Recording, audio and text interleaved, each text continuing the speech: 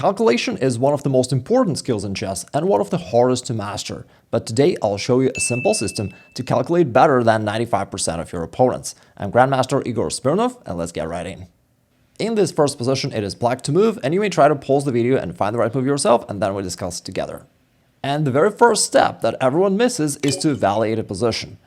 Look, we're not machines, we're not computers. We're not supposed to just sit there and calculate everything. And it's a common misconception that this is how grandmasters think. It's certainly not the case. You need to evaluate the position, simply put, understand what's going on here. That allows you to filter out most of the moves and to focus on a few that make sense. So what do we see here? First off, material-wise, white is up a pawn. There is this pawn without a counterpart.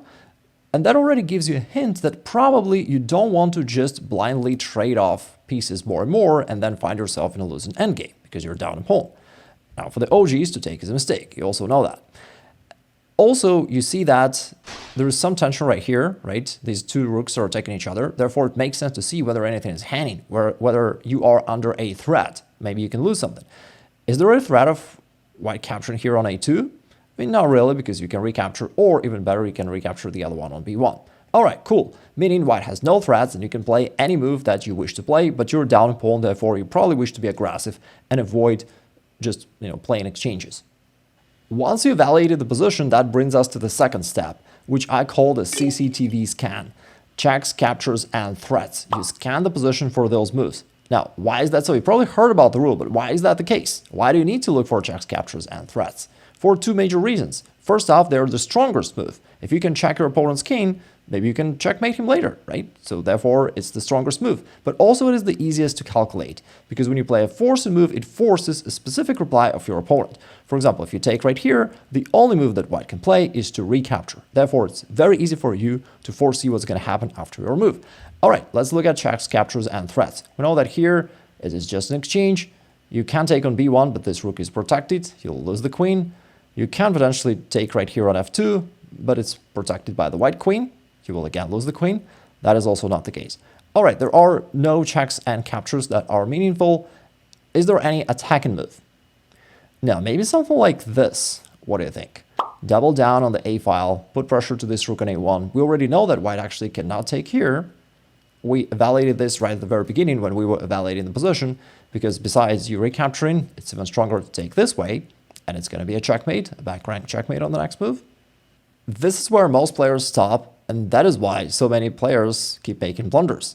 Because here, you need to calculate your opponent's most aggressive reply. Now, again, hear me out. You don't need to calculate a lot. You don't need to calculate 10 moves ahead, 5 moves ahead, 3 moves ahead. Just calculate 1 move ahead.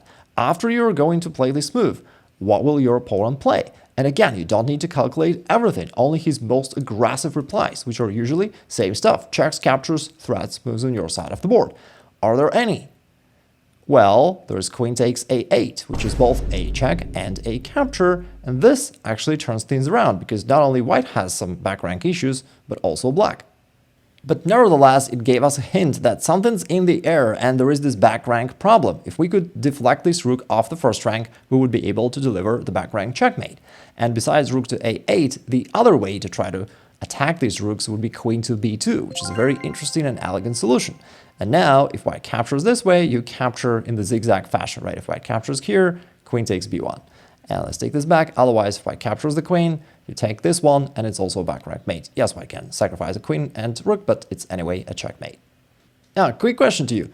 Can white protect his rooks by playing queen to d1? Does that save the day for white?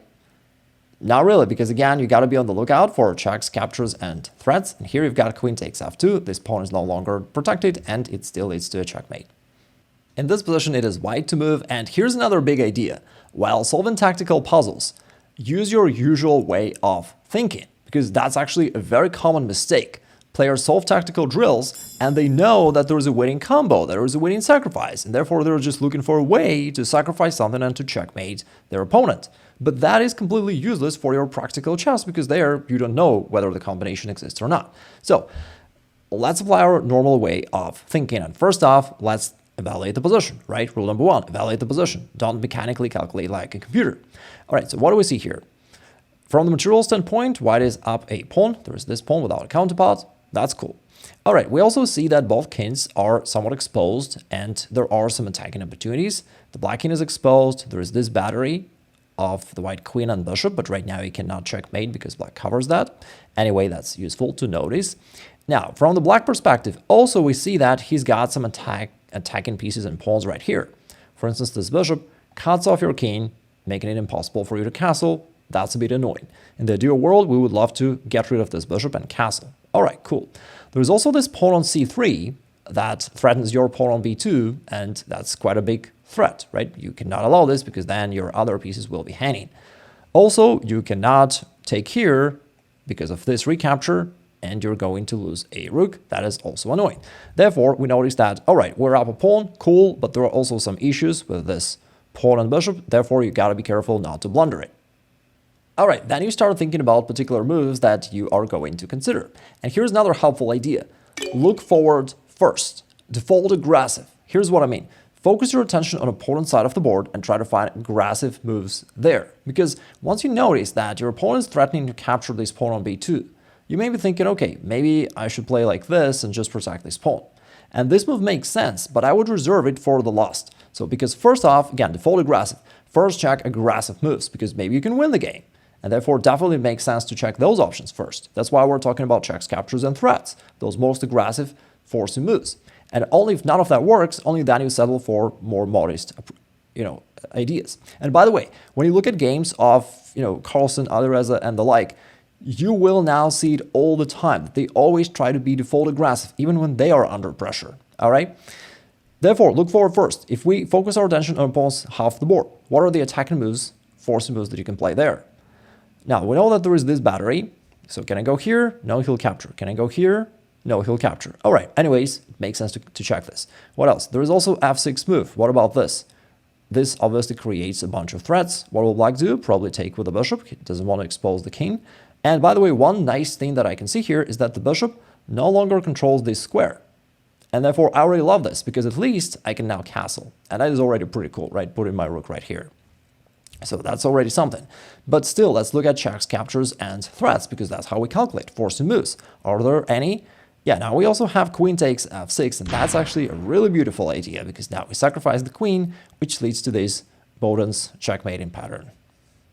On a side note, if you want to know the entire system, how strong players think while playing actual games, I explained that in details in another video. I'll link it down below. Let me also show you how it works in real games, because most of the time you do not have a winning combination. And pretty often you have tempting losing combinations that you gotta stay away from, right? So what do? In this case, it was white to move. Now let's think about this. So first off, you evaluate the position quickly, and you see that, all right, the material balance is equal, and white's got a little bit more space, two bishops, white is looking overall a little bit more active. All right, cool. Then the next thing is to find a particular move. Now, you start off by thinking at those forcing moves, right? Checks, captures, threats. You have one capture, knight takes f6, and black will just recapture with either a knight or a bishop. And for that, we've got a rule: if you trade, be sure you're paid, right? Don't trade for no reason. Trade if you can gain a particular benefit. In this case, it's not the case, just an exchange. All right, then what? We also have another idea. Look forward first, right? Look at those moves on your opponent's half of the board. Now, what do we have there? We've got pawn to f5, potentially to open up files for our rook. Definitely makes sense. All right, or maybe knight to g5, just bringing one piece closer to your opponent's king. Both moves make sense. Capablanca played knight to g5. Black played h6, trying to kick this knight back. Now, what do you play here? Same stuff. Checks, captures, threats, and default aggressive. Look at forward moves first. So first you check these two captures. If they work, great. If not, then you'll retreat the knight somewhere back. All right. So here Capablanca decided that sacrificing the knight against these two pawns actually makes a lot of sense, because that would expose the black king. Now the question is, should you sack on f7 or e6? What do you think? And again, a nice thing is that we're not computers. We're not going to just sit there and calculate. You're going to use your logic. Now, in both cases, whether you take here or you take here, you're going to trade a knight for two pawns. But if you take on f7, you will also pull your opponent's king forward, which is great. We do want to pull the king forward, and this is what Capablanca did. He played knight takes f7. And the idea now, if black captures, there is queen takes e6, which comes with a check, and we directly attack the black king. That looks really bad. In the game, like, notice that taking the knight is not an option, and at least he needs to save the queen. He played queen to c7. Now Capablanca played queen takes e6, and looks like black is just going down, but there is bishop to f8, and this is probably what black was hoping for. Now the white queen is under an attack, and it also can now retreat back so easily because then this knight on f7 will be lost. But Capablanca found another forced move. Can you see it? Checks captures threats, right? And there is knight takes h6, which is a check from a knight, but also from a queen. It is a double check. That is why black cannot take either of these two pieces, and he has to move the king away, king to f8. Now what do? Same stuff. Checks captures threats. There is knight to f7. We can retreat the knight back with a check. Great, because that will already allow us to save this knight while we grab that pawn on h6 on the previous move. All right. Any other checks? There is also queen to g8 and almost a checkmate, but black can capture it. But actually, that's the move that he played, because after queen to g8, even though black can capture it, it leads to this nasty smothered checkmate. Moving on to a little bit more complex example, it is white to play, but now you're already armed with a number of helpful tips, and we're gonna study two more final tips that you need to know in order to calculate variations like a pro. All right, so what do you do here? Now the situation is complex because pieces are attacking each other, such as these two knights, they're attacking each other, and overall it looks a bit messy, right? There's so much right here. What do you do in such cases? There is a traditional advice to list out your candidate moves first, and especially for complex positions, I like that, because otherwise it's very easy to go down the rabbit hole and start thinking, okay, what if I take here, he recaptures, and then like what, and then I take, and then he takes, and you try to visualize that, and you keep investing time and effort into this one line, while there could be something else that you're totally missing, all right? So what are our options? Let's think about those candidate moves first. Now, what do we have here? There is knight to f6 check. All right, cool. Maybe knight to e7 check, if it works. Rook takes g7 check. All right. And queen to g5, just an attacking move. So I'd say these are the options. And from these options, actually queen to g5 is already something that I like initially, because it's a very simple move that I don't have to calculate at all, right? And it creates a checkmate in threat. Now, this already gives me some peace of mind, because if nothing else works, at least I can play this simple move and make a checkmate in threat, which is cool. All right. Nevertheless, let's look at those forced moves first, because maybe I've got some winning ideas, and if not, I'll just come back to this simple option. Now, how about rook takes g7? A nice move, but black can just recapture, and nothing changes besides that. All right. What if knight takes f6? Now, that's something definitely worth calculating, because we see that the pawn cannot take it. The pawn is pinned down to the king.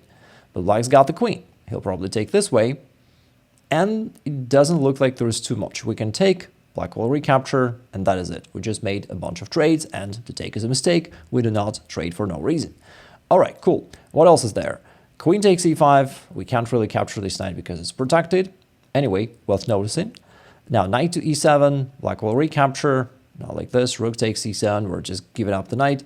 But actually, after that, after knight to e7 check, black takes. The little bit of a nice thing is that now the back rank is exposed. By the way, how do you notice a move like rook to d8 check? Because, look at forward moves first, right? That's what we talked about before. Most aggressive moves are those forward moves on your opponent's half of the board. And that is why rook to d8 check looks interesting, at least something. Now, if black covers, what do we do then? If we take here, black will just recapture, perhaps with a queen, and there's not much there. Other than that, oh, there's actually queen takes f6. A really beautiful idea, right? It's a deflection. If he takes here, now rook takes e8 will come with a back rank checkmate. That is really cool. And otherwise, queen takes g7 checkmate. All right, great. Is this the winning solution? Well, not quite, because to be completely honest, we ignored options of our opponent. So here, once we play rook to d8 check, we were a bit cooperative, right? We did not think about candidate moves of black. And besides playing rook to e8, he could have played knight to e8, and our attack is just over, and we just gave up a knight for no reason. But nevertheless, you can feel that something's in the air, because we were attacking, we were very close to checkmating black, and in some lines it actually did work out. Now, when you feel that, it almost worked out, but something like there was just a little obstacle. There's another helpful idea. Sometimes you can reorder moves within the same variation. So let's take this one move back. Before we played rook to d8 check, right? So we had this position. All right, cool. Can we reorder moves, right? So we've got knight to e7, queen to f6, and rook to d8. I mean, if you play queen takes f6 first, it's actually a move because his pawn is still pinned. but he can recapture. All right, what if you play knight to e7 check first? Can black do anything else? No, he's got to accept it because it's a fork. But then, if we play rook to d8 check right away, black can cover. But what if you play queen takes f6 first? Will that work? Well, that actually does work really brilliantly, because black cannot take it with a pawn, the pawn is pinned. If he does nothing special, queen takes g7 will come with a checkmate. And if he captures it, then there is rook to d8, back rank checkmate. A puzzle a day keeps the losses away. In this next game, it is black to play, and if you can't find the right variation, please write it down in the comments below. If you want to see how all these ideas fit into one practical system that you can apply, my free masterclass is linked down below. And besides calculation, another equally important subject is positional play. If you want to master 5 main rules of positional play, you may like to watch this video next.